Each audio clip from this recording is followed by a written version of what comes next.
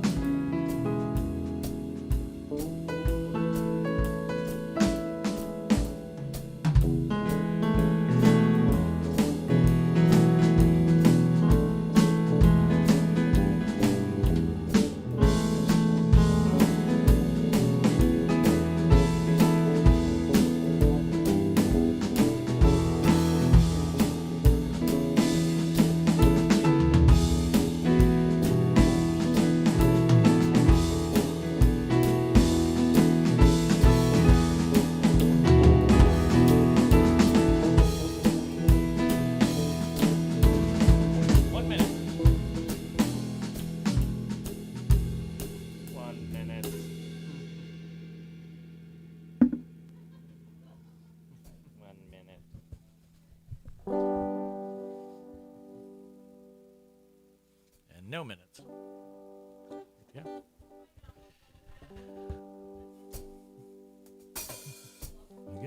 Good morning, Unity. Welcome to Unity in the Seven Hills. If we can, let's all get to our feet. We're going to sing some songs, get our morning started right. What are we singing? We're going to start off with I Am the Place Where God Shows Up. Yes, you are.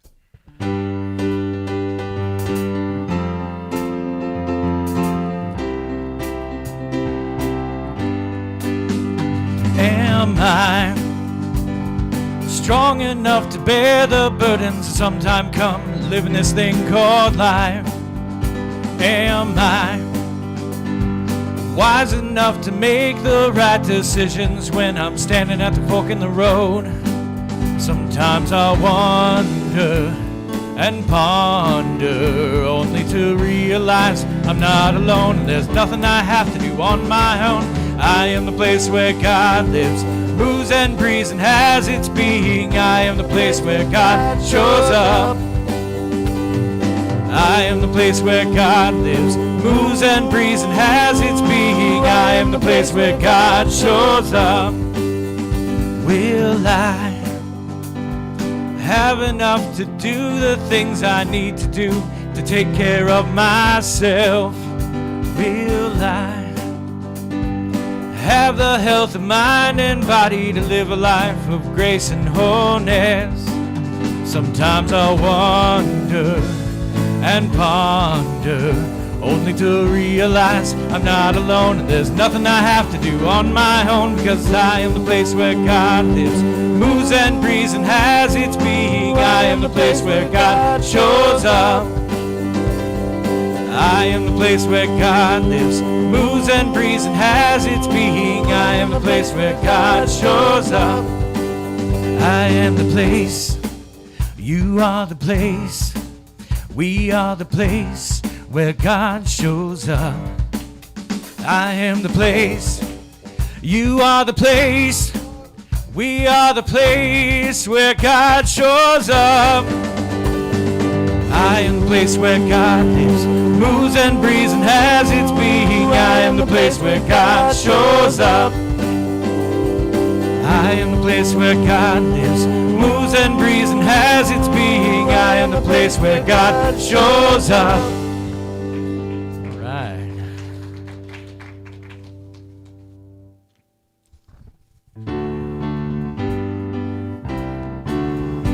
'Tis a gift to be simple, 'tis a gift to be free, 'tis a gift to come round where we ought to be.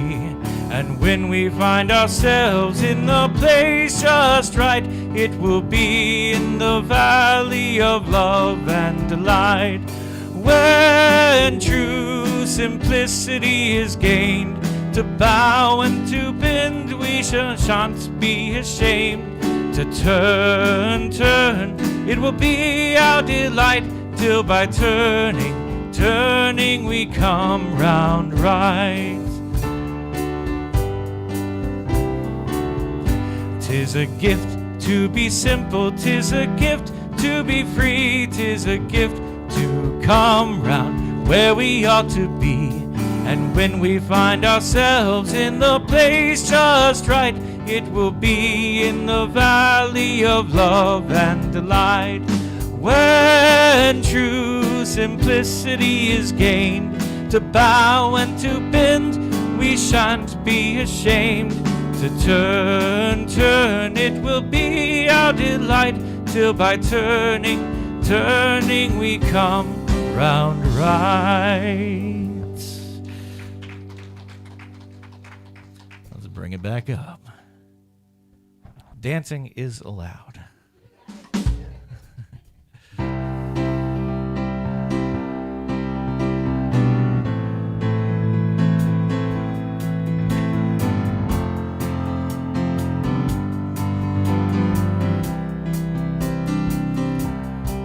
Every day you shine brighter, you make this world a better place.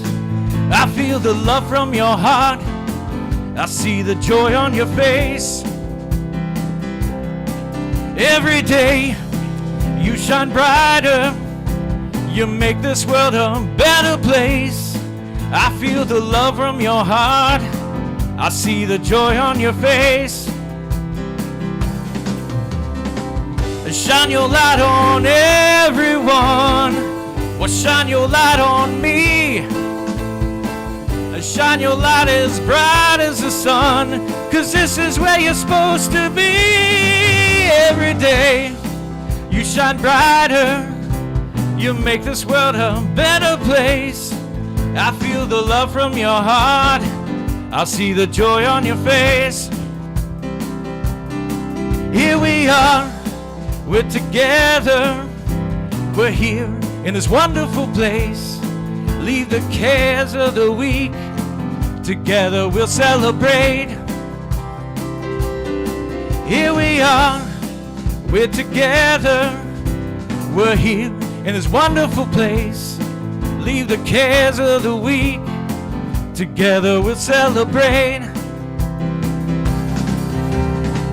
Shine your light on everyone, well, shine your light on me. Shine your light as bright as the sun, 'cause this is where we're supposed to be. Here we are, we're together, we're here in this wonderful place. Leave the cares of the week, together we'll celebrate. Every day you shine brighter, you make this world a better place. I feel the love from your heart, I see the joy on your face. Every day you shine brighter, you make this world a better place. I feel the love from your heart, I see the joy on your face. Shine your light on everyone, well, shine your light on me. Shine your light as bright as the sun, 'cause this is where you're supposed to be. every day. You shine brighter, you make this world a better place. I feel the love from your heart, I see the joy on your face. I feel the love from your heart, I see the joy on your face.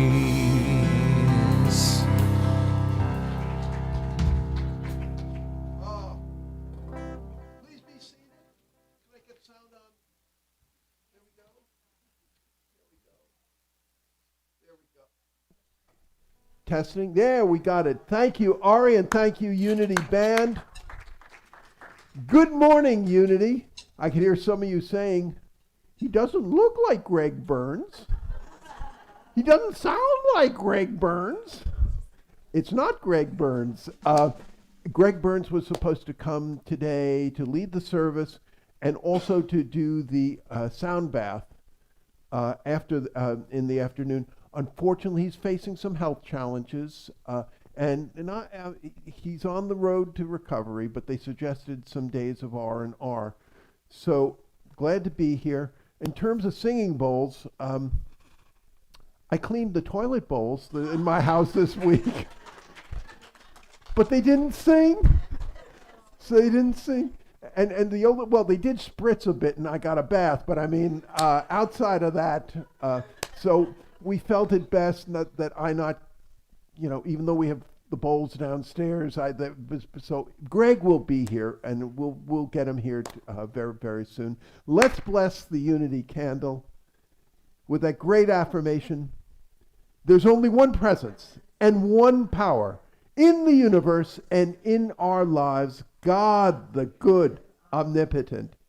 Rhonda Burns, in that wonderful book, The Greatest Secret, and there are two real, I know there are probably many more, but two real fans, Lisa Gross back there and myself. Rhonda says the following: if you are at the base of the mountain in the valley, you can't see very far because you don't know what's beyond the valley. There's great fear of the unknown. As you climb the mountain, you begin to notice changes. Things look different, a little higher up. While you're still fearful, you're not nearly as fearful as you were in the valley. Higher up again, the mountain, the atmosphere is different. The vegetation is different, and you see farther than you were able to see before. Life looks very different. And because you can now see a lot of things that were hidden from you before, your fear of the unknown is diminishing. When you reach the top of the mountain, you can see everything in all directions. You know from where you are that there is nothing to fear. And when you stand at the top of the mountain, you can see the sheer exquisite beauty and perfection of absolutely everything. You see that nothing is out of place, and there is nothing for anyone to worry about or to be afraid of.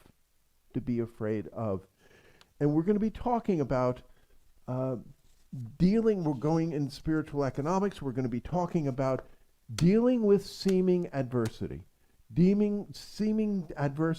And that adversity looks very different whether you're in the valley, down in the dumps, or whether you're up that mountain. And one of the ways you get up that mountain, probably the best way, is through prayer and meditation. I'm pretty loosey-goosey about a lot of things spiritual and all that, but one of the things I keep on pushing, sound like your mother, keep on pushing and everything else, is, in terms of prayer and meditation, that it's so important to have a spiritual discipline. It doesn't have to be, 3 hours of whatever, or get up in 4 a.m, but it can be as simple as just reading the daily word or some other spiritual literature. Because I don't know about you, when I wake up in the morning, I'm usually not Mr. Spiritual. And it's like weeding the garden or mucking out the stable, as it were. And that's a lot of times what prayer does. And so each week we are on one of Unity's 5 principles. We're on the 4th principle, which really does deal with prayer and meditation. This is one way of saying that 4th principle, but why don't we read it together, say it aloud? prayer and meditation keeps us aligned with the one great power in the universe. Really does. A lot of times I ask myself when certain things, come out in my head or whatever, how does this align with unity thinking? How does this align with spiritual principles that I know to be true? A lot of times it doesn't align. And that's when it's important to go back into prayer, go back to that, unity candle of being one with the one, born blessed and remained blessed. I heard something the other day from a person I'm doing spiritual counseling with that when he was 7 years old, he stepped on a crack and stumbled a little bit. And his mother turned to him and said, "You must have done something bad, for God to whatever." 7 years old. That's not how the universe really works. It's a loving God, born fine the first time. Original blessing, not original sin. And when we can come into that nature of a loving and supportive God, then we start moving in that spiritual flow. Wonder we could just go into prayer a moment? Dear Spirit, thank you for your loving presence. Thank you for this Lenten season, and we know that Easter and spring are just around the corner. Thank you for unity in the 7 hills. May it continue to be a city on a hill with a powerful message, not just for Lynchburg, but for the world beyond. And for this and so much more, we say thank you and amen and amen. If you are new here, welcome. I'm not going to ask people to stand up or whatever, but we do have a packet which explains what's going on around here. And our greeters, I see Bob and I see also Lisa in the back, have that packet or come to me. We'd be glad to, it explains what's going on around here. Something wonderful, really, to help you on your spiritual walk happens almost every day in either here, and a lot of our stuff is online, so you may not even have to leave your house to take part of it. But please, and we also ask you, come on downstairs, join us after the service for food and fellowship. It will be a good time will be had, as they say, by all. Another thing which we are so blessed is with our children and our YFM program. Crystal, I think, is doing an incredible job, and the program is growing, as they say, faster than Santa's sleigh. Why don't we bless our youth as they go downstairs, and then they'll come on back and talk to us about what happened at the end of the service. Let's say that blessing. You are a perfect child of God, and God and I love you just the way you are and wherever you are. Let's get to our feet, be energetic, as childlike as we can as we send them off. Let's sing This Bright Light of Mine.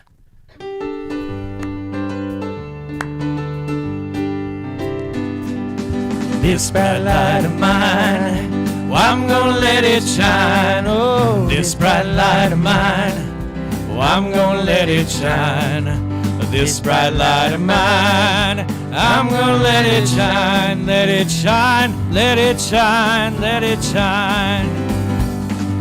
This bright light of mine, oh, I'm gonna let it shine. Oh, this bright light of mine, oh, I'm gonna let it shine.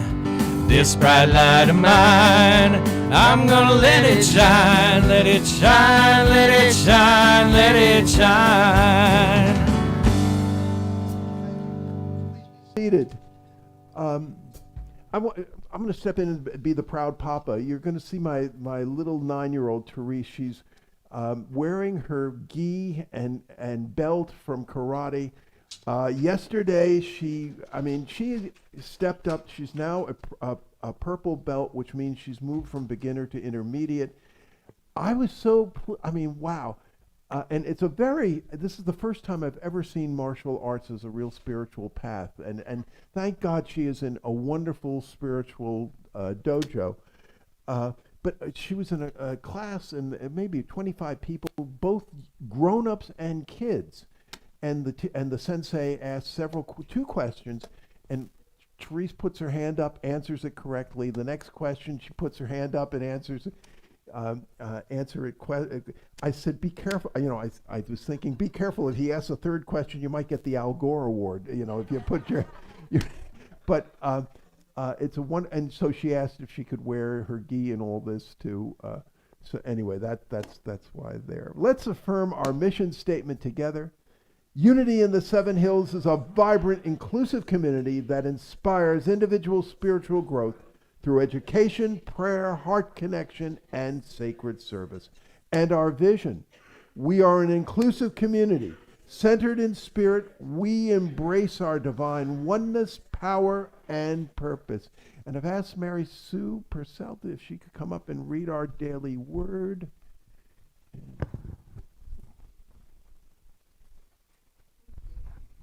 Always so perfect, too. Today's daily word is acceptance. I practice acceptance and find peace. In the past, I have resisted unwelcome situations and unwanted outcomes. Over time, I've learned that my resistance did little more than leave me agitated and unhappy. I have learned to trade resistance for acceptance.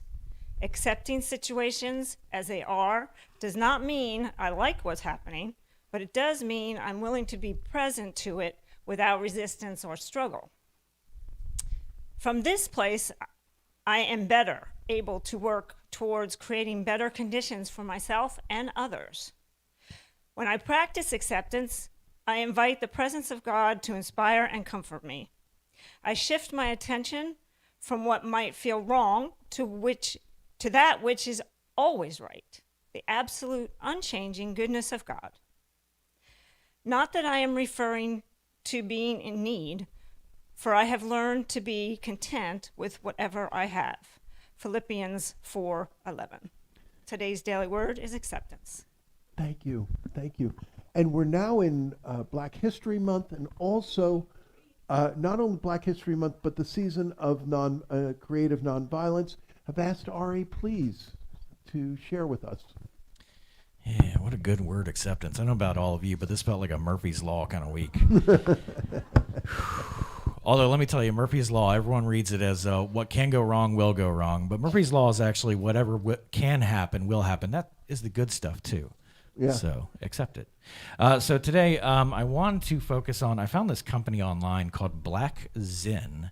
It seems like a really cool company. It said, from their website, it says, from a website and team that created a movement to remove any and all social and financial barriers that restrict Black and brown communities from discovering the benefits of meditation, and to make all communities feel included and seen in the wellness space. So this is from an article called The Top 10 Best Pieces of Advice. Don't worry, we're not doing all 10.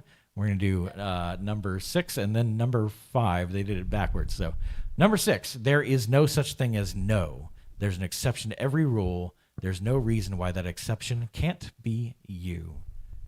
For Jazz and I, these are the founders again, our mom's philosophy of no such thing as no meant that with persistence and intention, anything and everything is possible. There's that good side of Murphy's Law. The key is to pierce holes in our current thinking and get us to really examine our assumptions of what is and isn't possible. Dreaming big requires vision and clear thinking, and sometimes that process starts with clearing out the old misconceptions and limiting beliefs that were clouding our minds in the first place.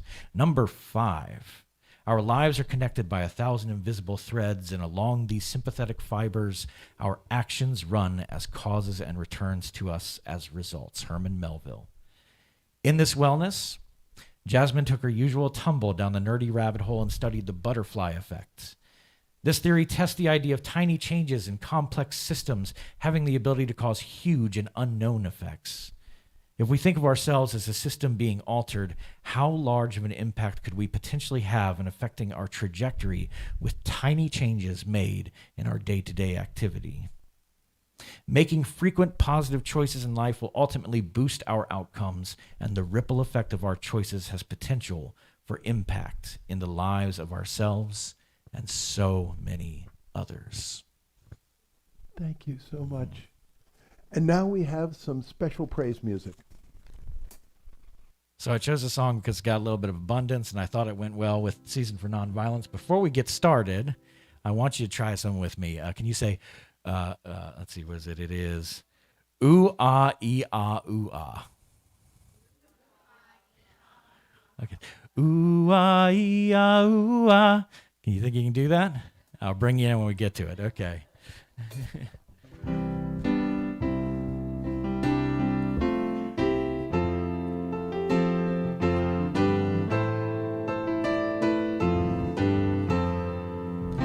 Now I've been happy lately, thinking about the good things to come, and I believe it could be something good has begun. Oh, I've been smiling lately, dreaming about the world as one, and I believe it could be someday it's gonna come. 'Cause out on the edge of darkness there rides a peace train. Oh, peace train, take this country, come take me home again. I've been smiling lately, thinking about the good things to come, and I believe it could be something good has begun. Oh, peace train sounding louder, glide on the peace train. Come on now, peace train. Yes, peace train, holy roller, everyone up on the peace train. Come on now, peace train. Well, get your bags together, go bring your good friends too, because it's getting nearer, it soon will be with you. Now come and join the living, it's not so far from you, and it's getting nearer, soon it will all be true. Oh, peace train sounding louder, glide on the peace train. Come on now, peace train, peace train.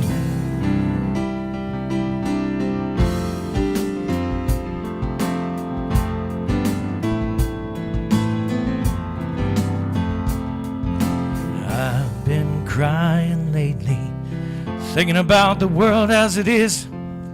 Why must we go on hating? Why can't we live in bliss? 'Cause out on the edge of darkness there rides a peace train. Oh, peace train, take this country, come take me home again. Oh, peace train sounding louder, glide on the peace train. Come on now, peace train.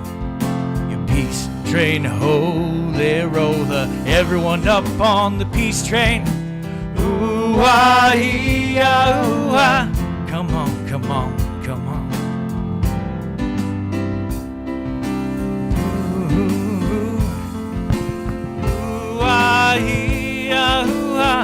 Come on, a peace train.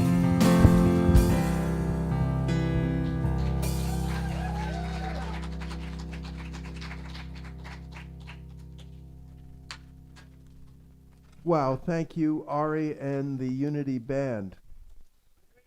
Yes.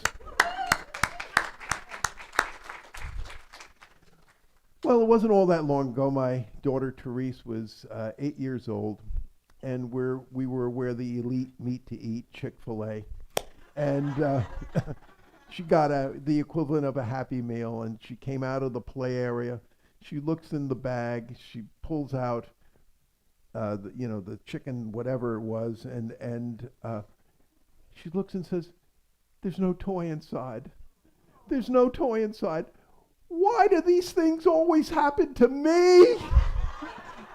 So Robin, her older sister, and I, when she gets in that mood, we start singing from Annie. It's a hard knock life for sure. It's a hard knock life. Oh, so. I really wish I could tell you, you follow these Unity 5 principles or Buddha's Four Noble Truths or the Baltimore Catechism or whatever. And, it will be essentially, remember Shirley Temple saying, "It's the good ship, lollipop." I wish I could tell you, life would be the good ship lollipop, but I unfortunately don't believe, even, you follow all these spiritual stuff, it's not, always going to be the good ship lollipop. I believe very strongly that no one, and believe me, you see it in pastoral counseling, all of a sudden, here comes the knife that they experienced in the back. Here comes the unfair thing that never should have happened. Here comes the toy that wasn't in the Happy Meal. I think a great spiritual truth is that no one comes through this thing called life unscathed. No one comes through this thing called life unscathed. But what so often happens is when we get that stab in the back, when we find out that Bernie Madoff was managing our 401k or whatever, when we find this out, many of us go to, if I could play on the words of Johnny Paycheck, you can take new thought and shove it. I ain't believing this stuff no more. That what happens is that when these things, the horrible things a lot of times happen, the first thing is to say, well, the spiritual stuff is just a bunch of happy babble, and as it were, go down the tubes. Now, we've been studying this wonderful book by Eric Butterworth on spiritual economics. We also have a spirit circle which meets on Monday nights at 7 p.m. on Zoom. There's a sign-up sheet in the back if you'd like to get the Zoom link. The sessions have been just really wonderful. We go into greater detail. But Eric Butterworth, that great Unity teacher, I think has so many wonderful insights on how to reverse seeming financial and other adversity. We've been talking about substance, about flow, and if you've missed the other messages that were given in this series or want to hear them again, or suffering from insomnia, the good thing is they're online. We can get you the links. You can, you can, as it were, download them. But if there seems to be a blockage of this spiritual flow, of this abundance, of this joy coming into your life, then, quite frankly, we need some metaphysical Drano. We need some metaphysical liquid plumber to unclog the pipes. And as I will explain, fortunately, this metaphysical Drano and metaphysical liquid plumber exists and is easily accessible. Easily accessible. However, there are a few things that we have to do to really unclog the pipes. So, let me cut to the chase. Here is the situation, I believe. Here is the diagnosis, and here is the solution. First, what is the leading cause of death? What is the leading cause of death? Well, one wag recently suggested that the leading cause of death is being born. You are born, it comes with the territory. But I'll have to say, being born is much better than when you start considering the alternatives. Now, I think a good way of thinking about new thought, spiritual principles, is to see it in terms of like quantum mechanics. Now, quantum mechanics doesn't talk about certainty or, what, it talks about probability. It's not that the electron is here, it's more like the probability that the electron is here. And so let me throw in another concept. This was, remember, General Schwarzkopf. General Schwarzkopf used to talk about bovine scatology, such as, bovine scatology hits the fan, or, or bovine scatology happens. Now, I wish I could tell you, you follow these spiritual principles and bovine scatology will never happen to you. I don't think that's the deal. But if you follow these principles, if you follow the law of attraction honestly, truly does work.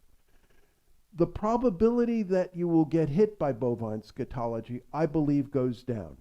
It goes way down, but not to zero. But not to zero. And this means that, even if you're goody two-shoes or whatever, or you're the Dalai Lama. And my God, the bovine you look at the Dalai Lama's life. I mean, bovine scatology really hit the Dalai Lama. That, you follow these principles, you can reduce the probability of bovine scatology happening to you, but not eliminate it down to zero. So secondly, bovine scatology is going to happen to you. I wish I could tell you it's not going to, but it will. Second, when bovine scatology happens, what I would strongly suggest, and Eric Butterworth, I think, would say amen to this, is to quickly remember Jesus's parable of the sower. It's in the 13th chapter of Matthew. Suggest you go give it a look. Let's remind ourselves what this parable of the sower is about. And I would suggest, when you proverbially are in Chick-fil-A and they didn't put the toy in your Happy Meal, as it were, that you quickly remember the parable of the sower. So what was it? Jesus said, there's a sower and he sows seeds. He sows seeds. A lot of those seeds fall on rocky soil or are eaten by the birds.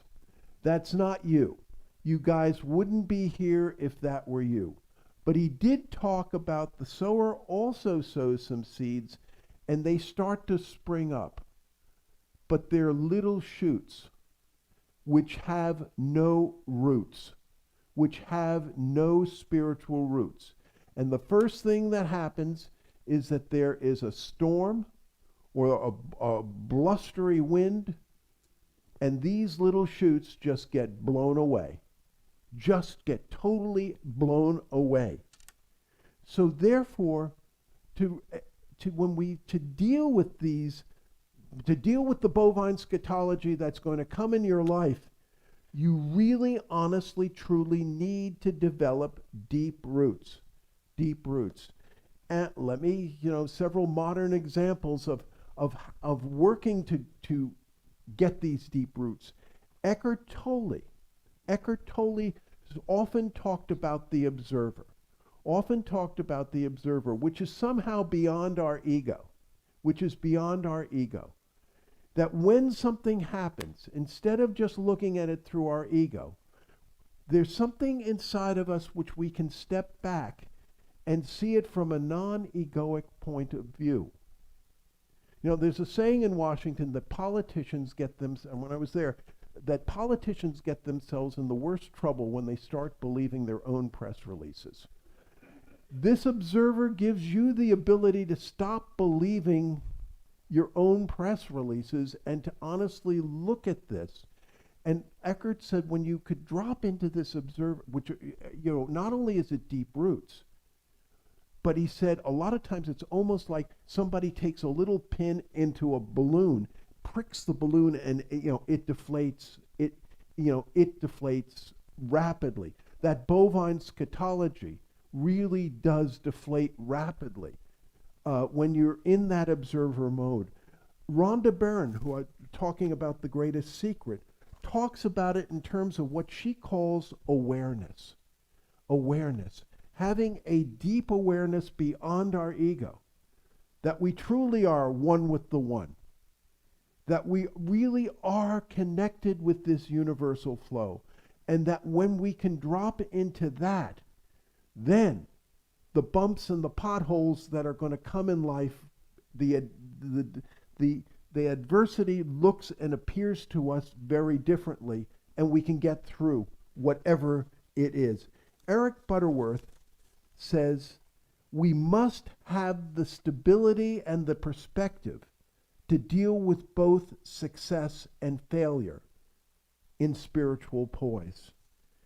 And he also says that missing the mark is one of the ways in which we learn to hit the target.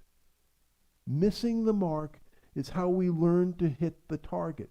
And quite frankly, if you're always hitting the target, it may be it's time to take the target back a bit, try a harder shot, which you may be, as it were, missing on. Eric Butterworth also says, whatever the challenge, refuse to be panic-stricken. Life hasn't ended for you.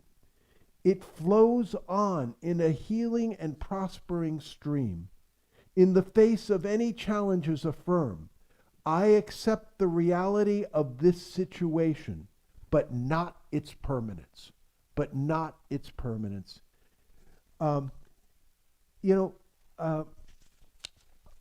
There's a very famous poem by Rudyard Kipling called If.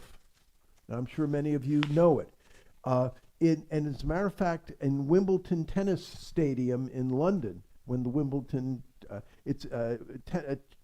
tournament is played, it's in the, as they come out of the tunnel, as it were, it's above the door, a quote from this poem of If, and you see it very much when you are going into center court. I'm not going to read all of If, but I would like to read some of it to you by Rudyard Kipling. If you can keep your head when all about you are losing theirs and blaming it on you, if you can trust yourself when all men doubt you, but make allowance for their doubting too, if you can dream and not make dreams your master, if you can think and not make your thoughts your aim, if you can meet with triumph and disaster, and treat those two impostors just the same. If you can fill an unforgiving minute with 60 seconds worth of distance run, yours is the earth and everything that's in it. And what is more, you'll be a man, my son. That treating triumph and disaster, and not letting either, as it were, throw you. Another thing that Eric Butterworth suggests for creating those deep roots that can really deal with adversity, he writes, in the study of truth, we talk often about the power of words. The power of words. It's important to put into verbal form only those statements that you really want to manifest and see in your life. If we're dwelling on the negative, if we're obsessing about what we don't want, instead of centering, as it were, affirmation and denial on what we do want, then, quite frankly, we can be in trouble. I can hear some of you saying, oh, Reverend Rick, thank you, but you really don't understand. You really don't understand what I've been through and et cetera. Well, let me tell you, I do understand. And let me tell you, again, I'm not, story from my life. And again, I'm not trying to do for sympathy or anything. And I really thought about, do I shave some of the details off or, give the unvarnished? I think it's better to give the unvarnished. Anyway, I was 9 years old, was out playing, came back, I saw police cars and everything around the house, ambulances, went inside. My father was laid out on the couch in the living room, and they shunted me off to the side. It was his first attempt that I know of that he tried to commit suicide.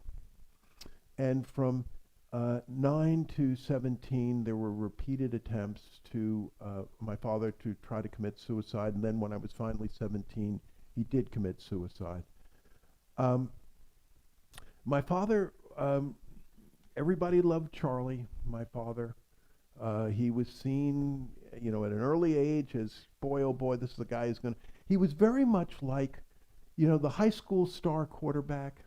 Everybody loved high school, and everybody said, oh my God, he's going to go on and have an incredible college career, and then he's going to be a real star in the NFL. And it turns out he never really made it in college. He never really made it in the NFL. My father, at a very early age, 31 years old, was a city councilman in New York. He was a right-hand lieutenant to Fiorello LaGuardia, who was the great reform mayor of New York. A lot of people felt if Charlie was this at 31, who knows, by the time he's 50, he's probably going to be either mayor of New York or the senator from the state of New York. That election he won at age 31 was the last election he ever won. And I used to think there was nothing wrong with my father that couldn't have been cured if he was elected senator from the state of New York.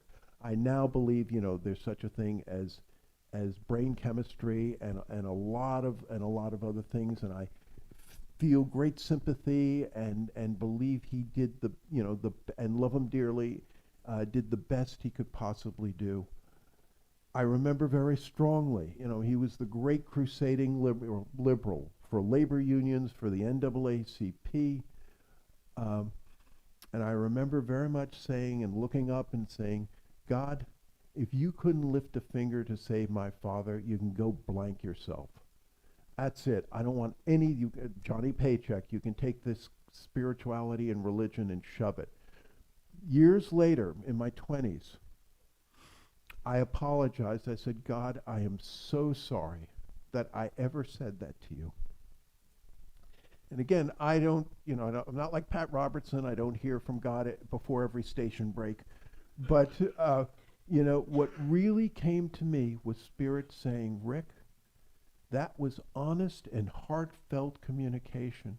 May all our communication be that heartfelt and that serious. So anyway, rejected religion, spirituality. Now, fortunately, I guess, or whatever, I've always been able to hold it together professionally and academically. But the rest of my life went to hell in a handbasket. I mean, addictions. It was not a happy, joyous, and free time, as it were, of my life. And then in my 20s, lo and behold, believe me, to have a spiritual experience was not on my bucket list. Not on my bucket list whatsoever. I started having several spiritual experiences. I was led to several spiritual groups, and addictions which I thought I could never be rid of were lifted. And the power of these spiritual principles, and eventually along came unity, was incredible. Fast forward. So it's now many years later. I'm married to Debbie, and many of you remember when I see several heads shaking. You remember Debbie, and Debbie developed cancer, and the last few months of her life, it was breast cancer, which metastasized, went to her brain, it was the last few months, it was like I-70, which is the highway which goes through Colorado, like going down the Rocky Mountains in a Mack truck without brakes. She developed something called lymphedema, which liquid and fluid would go like into her legs, but then having to strap up every day with the bandages, and it was painful. The oxygen, which the things of oxygen which were supposedly to last for a day or two, and we had to turn it full force, and lasted for maybe an hour. It was like taking somebody on Mars and having to bring along Earth atmosphere and all that. When Debbie died, I started really feeling, going again down into the pits. I now had a 2-year-old, left with a 2-year-old and a 13-year-old, and a 13-year-old that was really devastated by the death of her mother. It was also my first church in Tulsa. I maybe had been a minister of a real congregation for maybe 6 months. And I just, felt lower than pond scum. And I called several people up who had been through this, and several of them were Unity ministers, and I was shocked, who had gone through similar things. I was shocked by what I heard. Several, and this was a minister, said to me, oh yeah, I started really drinking heavily. I put on maybe 50 pounds. Another one, I got into compulsive relationships, in and out of compulsive relationships with women. I said, this is the last thing in the world. I mean, but I just felt like going down the tubes, like the little chute blown away. And I remember what I used to do is I would go into a coffee shop, and I'd sit down, get a cup of coffee, open up my notebook, and write a prayer letter to God, and just pour my heart out about that, and then but finish up with a gratitude list, what I was grateful for. And I would write and say, God, I don't understand about my father dying. I don't understand. Debbie died before she even hit her 50th birthday. I mean, I don't understand this, and et cetera, et cetera. But I don't want to go down. When my father died when I was 17, I went down the tubes for the next 5-6 years. I don't want to go down the tubes again. I have 2 little girls who are depending on me. I have a congregation that's depending on me. And I have me who's depending on me. I don't want to go down the tubes. I'll do anything. I'll do whatever it takes not to go down the tubes again. And it was from that, it was kind of weird. At the end of the prayer letters, by the time I wrote Love Rick, I felt good. I would have the strengths and the roots to get through. Now, it wasn't like one letter and it was done. I would do this maybe, every other day, or then it became like once a week or whatever. But I would, it was so strange. Nothing. I would go into those coffee shops feeling lower than pond scum and come out after the end of this feeling really good. I would, and nothing in the outside world had changed. And I hope you don't find this irreligious, but I would walk out, feel from those coffee shops. Remember Pat Benatar? Hit me with your best shot. Come on, hit me. I would feel that. And nothing in the outside world had changed. But I had changed. And those roots had changed. And the roots were deep enough to get me through that experience. Jesus said that when we have good roots and good soil, we can grow a crop that is 160, 30 times what was sown. Don't you want that in your life? To be able to grow crops 160, 30 times what was sown. Don't you want that for Unity in the Seven Hills? To grow crops, to see things which are 160, 30 times what was sown. And so, when we have good roots and soil, we can more than withstand seeming adversity. We can reverse it. We can reverse it. So let me make some suggestions about how we can grow deep roots and have rich soil. There's no one way, but here's some suggestions. First, go to Matthew 6:33.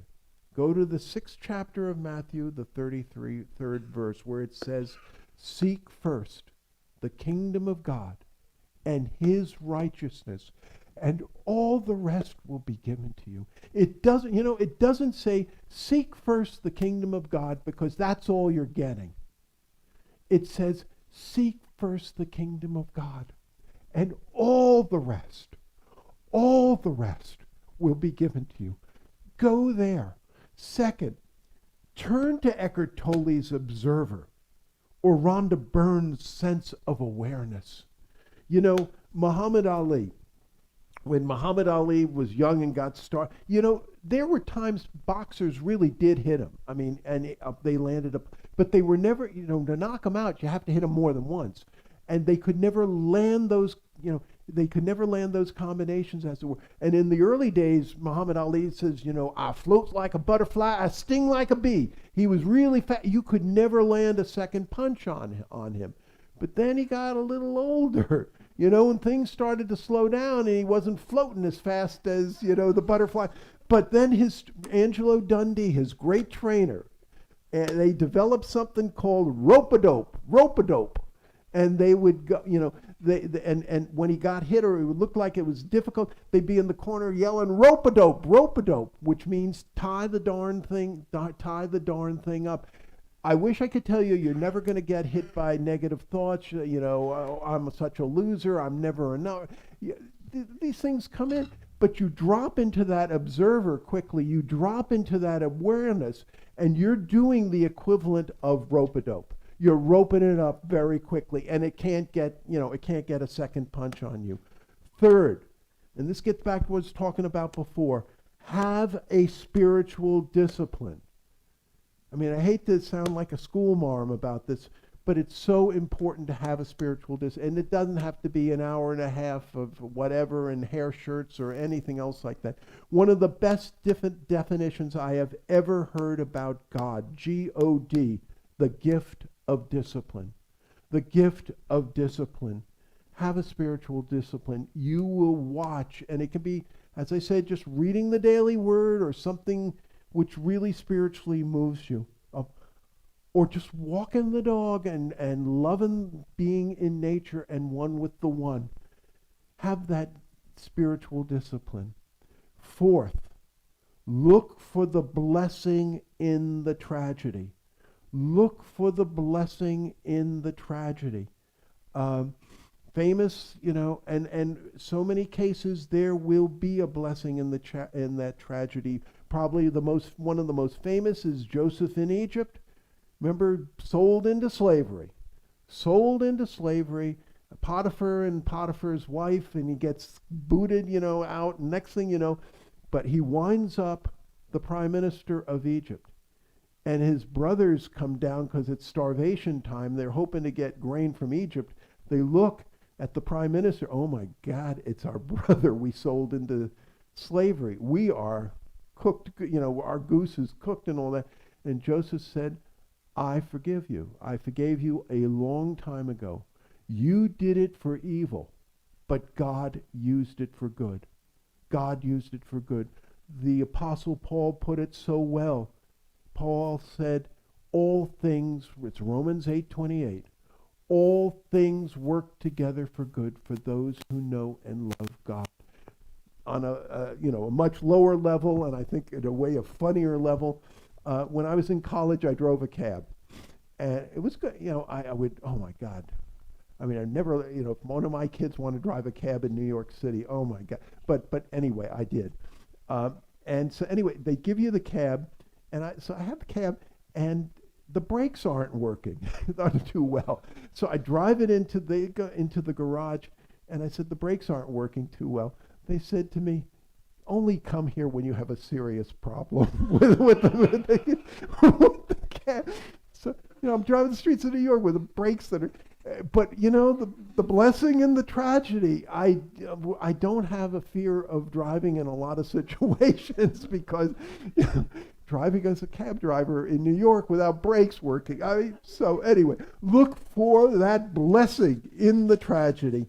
If we do these things, we will be surprised at the strong and abiding roots that we will grow and that rich soil we will have.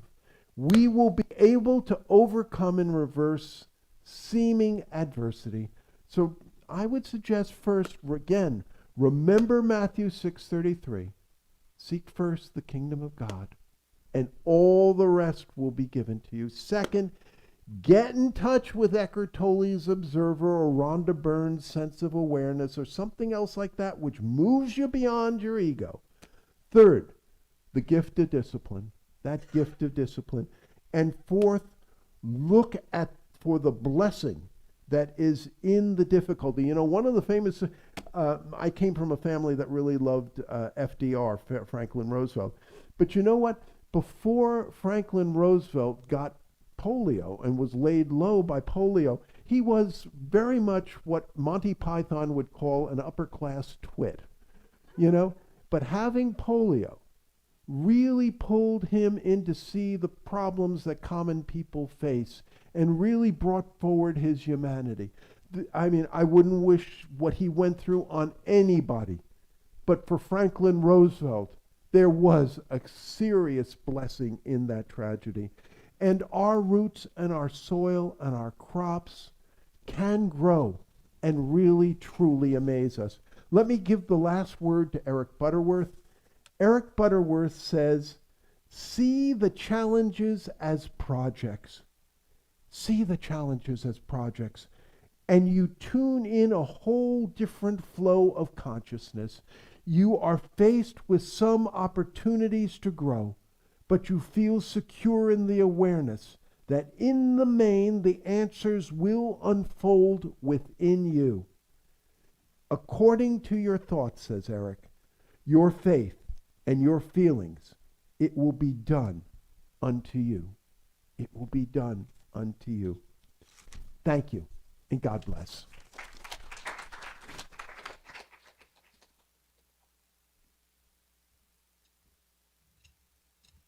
All right, let's go and turn the lights off. Ready for meditation. The lyrics of the song are really simple. It's I am light, I am light. So feel free to close your eyes. Let this be your mantra. Connect to yourself, to the divine within.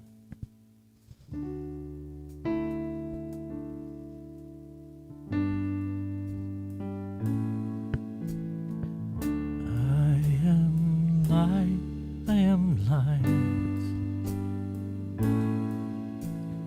I am light, I am light. I am light, I am light. I am light, I am light. I am light, I am light. I am light, I am light. I am light, I am light. I am light, I am light. I am light, I am light. I am light, I am light. I am light, I am light.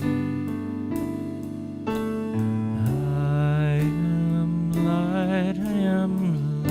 I am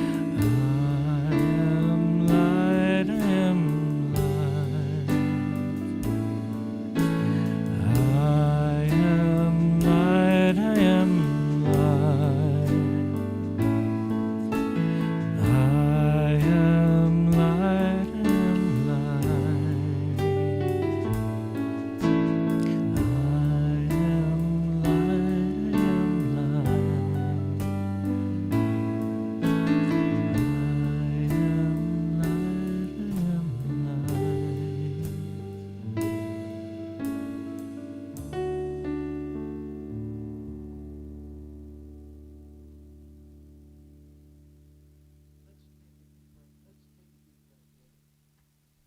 Slowly let it out.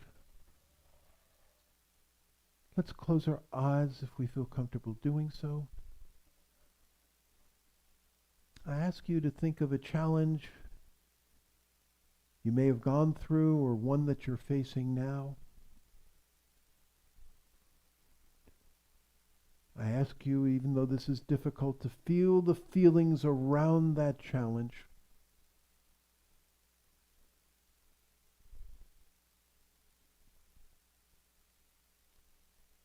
And to know that you truly are one with the One.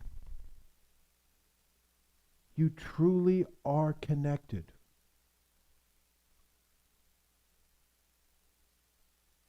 With a power and a source that is much stronger than the challenge that we face. And with that peace, and with that confidence, and with that hope,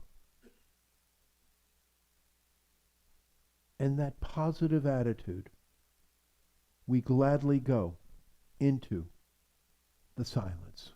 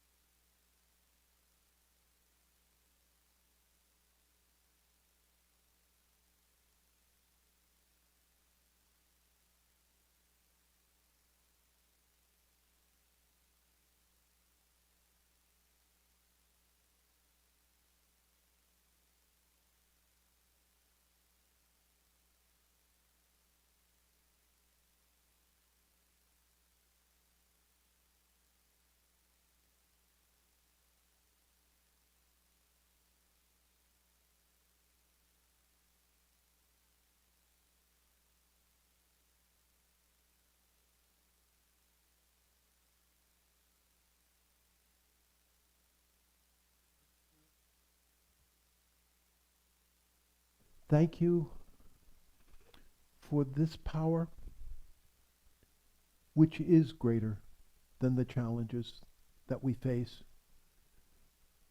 for the deep roots and great soil that we are growing and being grown in.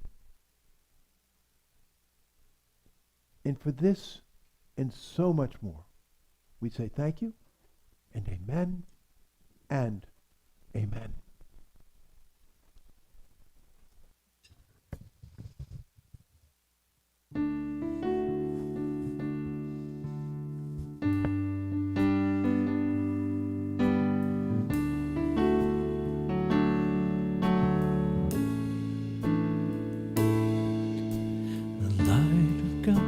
Surrounds us.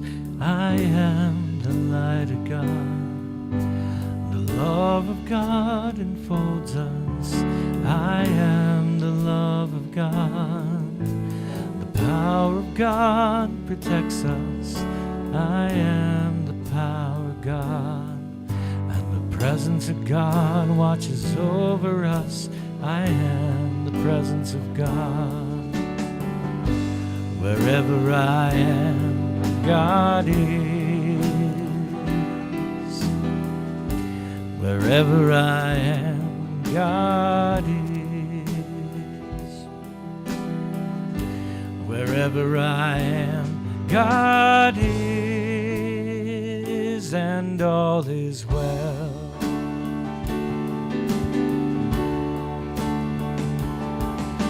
The light of God surrounds us. I am the light of God.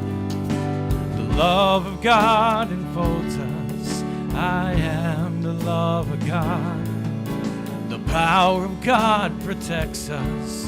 I am the power of God. And the presence of God watches over us. I am the presence of God. Wherever I am, God is.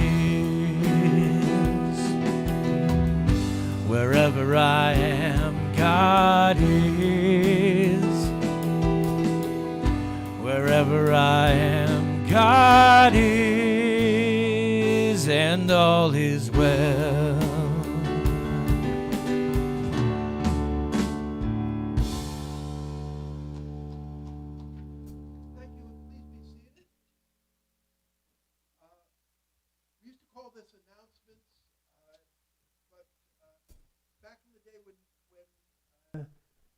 When Nancy Purcell was the minister here, they called it resources. And I think that's a wonderful way of seeing this, because there is, as I say, something almost literally going on every day within this community that can help you spiritually grow.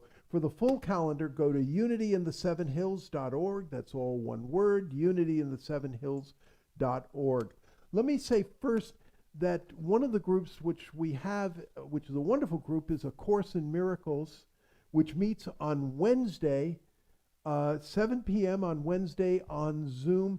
If you want to get the Zoom link, please speak to Mary Ellen, who has been leading it and has that link, and it's a wonderful group. I've always thought that a Unity church that doesn't have a Course in Miracles group is sort of like an IHOP that doesn't serve pancakes. So I'm so glad for this group. We're looking for volunteers in a few areas. One to help Crystal with the youth program. There's a sign-up sheet in the back, and we're still looking for one more prayer chaplain. Either please speak to me or to Sally Ingram, who's not here this week but will be here next week. It's almost spring, Flower Power fundraising, and we have wonderful tulips. It should be popping up. What is the email address that you can go to be part of this? Or please speak to Deanna Morandi. Deanna, there she is raising her hand. The tulips are beautiful, and also the money is beautiful too, which comes back to the congregation. We now have this wonderful Unity band. Let's get them a choir. Mormon Tabernacle Choir, watch out. The Unity Choir is calling for your voice, and starting Wednesday, February 21st at 7 p.m., they'll begin rehearsals for Easter. And let me remind you, Palm Sunday is the 24th of March. Easter is the 31st of March. It's not that, and spring is not that far away. As part of the Spirit Circle, as part of the Spiritual Economics. Well, while we're mentioning Easter, I just want to let you know, Lent booklets are on their way. Hopefully we'll get them this week for anyone who does Lent. They're coming. Thank you. It is a good booklet, so please, when they come, get them. As part of Spiritual Economics, we are doing, as I said, Spirit Circles, Monday nights on Zoom at 7 p.m. There's a sign-up sheet in the back. Please sign up. You can get, we'll make sure you get the link, the Zoom link to do this. The bookstore is almost out of Eric Butterworth's book on spiritual economics, but they can be picked up or ordered at thriftbooks.com, or on Amazon.com. Also, One-to-Oneness, which meets every second and fourth Thursday. It will not be meeting this week, but it will be meeting next week. It's a wonderful group. They're doing the 𝕼𝕚𝕚𝕚. I can't speak highly enough about it. What is going to happen this Tuesday, and it happens the third Tuesday of the month, so it's this coming Tuesday at 7 p.m., the Unity Book Club. We are looking at, and it's on Zoom, we are reading a wonderful book called Evolution in the Bible. It's an integral overview of Hebrew Scriptures by a Unity minister, Reverend Pat Venema. So please sign up. We'll make sure you get the Zoom link. That will be this Tuesday. I know, a lot of people from Unity have sort of a kind of relationship with the Bible. This book is really wonderful because it presents looking at something like Hebrew Scriptures in a way which I think really opens a lot of metaphysical doors to really appreciate Scripture. All things mystical and metaphysical, which I can't speak highly enough about. It explores a wide variety of topics, is led by Pamela Smith. It meets on Wednesdays at 1:30. This week, Pamela will be discussing the 7 Essene mirrors. So I think it'll be a wonderful, wonderful session. Conscious dancing, Friday nights at 7:30. 𝕤𝕚𝕚𝕚𝕚 has been leading it. I have fear of Arthur Murray ballroom dancing and all that. This is not that. It really is a wonderful spiritual form, free-flowing form. All are welcome. Come Friday nights at 7:30. Next Sunday, following the 10:30 service, we will be holding a congregational meeting looking at the resources and wonderful possibilities for Unity in the Seven Hills. Your input is very important, so we hopefully will be downstairs, fellowship and all that will be held next week. Obviously, Greg Burns is under the weather, so the singing bowls will not be this afternoon, but we will work to make sure that he is here down the road, and we will be doing that. Christy is our prayer chaplain, who will be here for individual prayer at the end of the service, and we are so grateful for the time, treasure, and talent which so many of you have really put into this ministry and have made it possible. Let's affirm our abundance together. Unity in the Seven Hills is abundantly blessed. Creative people are drawn to us. Divine ideas flow through us. Financial resources bless us. And we accomplish mighty works together.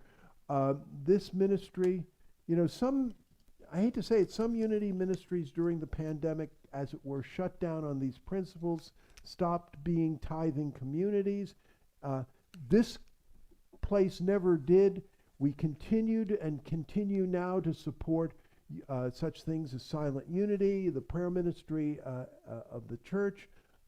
We also support Unity Worldwide Ministries and also local ministries. This month we're donating, and it ties very into Black History Month, to the Legacy Museum, which really, truly is important. Our greeters will direct you. Come on down.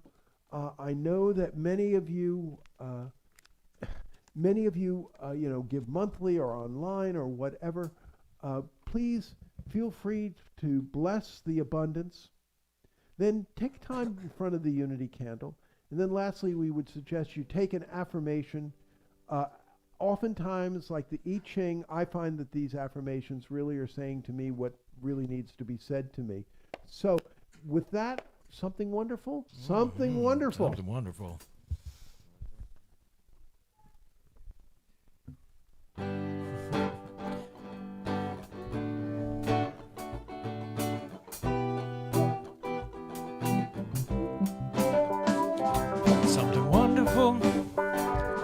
Something wonderful is happening to me right here, right now. I can feel it in my body. I can feel it in my soul. I can feel it in my heart. And it won't let go, no, it won't let go. All this love inside. We can let it shine out. Something wonderful is happening to me right here, right now. I can feel it in my body. I can feel it in my soul. I can feel it in my heart. And it won't let go, won't let go. All this love inside. We can let it shine out. Something wonderful is happening to me right here, right now. I can feel it in my body. I can feel it in my soul. I can feel it in my heart. And it won't let go, no, it won't let go. All this love inside. We can let it shine. Something wonderful.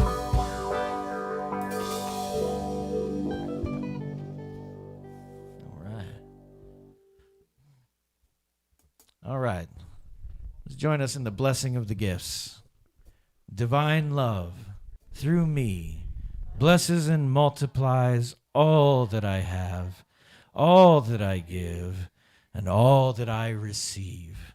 United in mind, body, and spirit, I dedicate these gifts as they grow to bless our community, our neighborhood, and our world. Let's close with a peace song and then join us downstairs for coffee and some snacks. We'll have a good time. Thanks for coming out.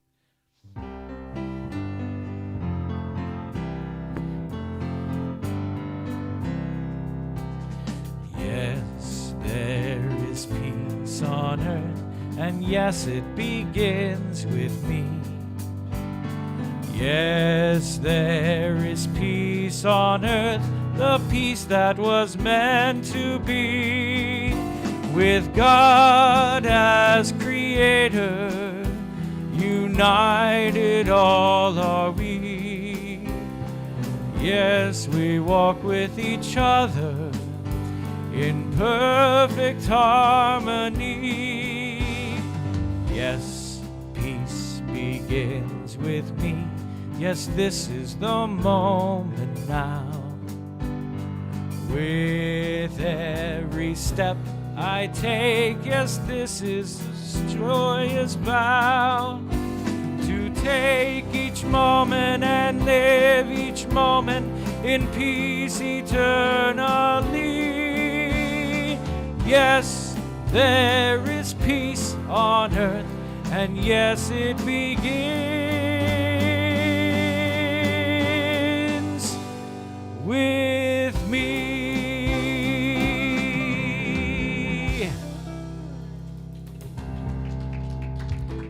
That's for those of us who were here. At least let's hear what our kids were doing. Sorry we were late. We got to put together a puzzle that I'm assuming you brought me, Miss Robin. Somebody left me a puzzle. Oh, thank you, thank you. We put the puzzle together. It's beautiful. And we worked some more on recognizing some famous folks in Black history and doing a timeline for them to round out my portion of Black History Month because I won't be here next weekend. Then we just did some independent building and drawing. It was just 3 of us today. It was a lovely time. Thank you. Let's go get caffeinated.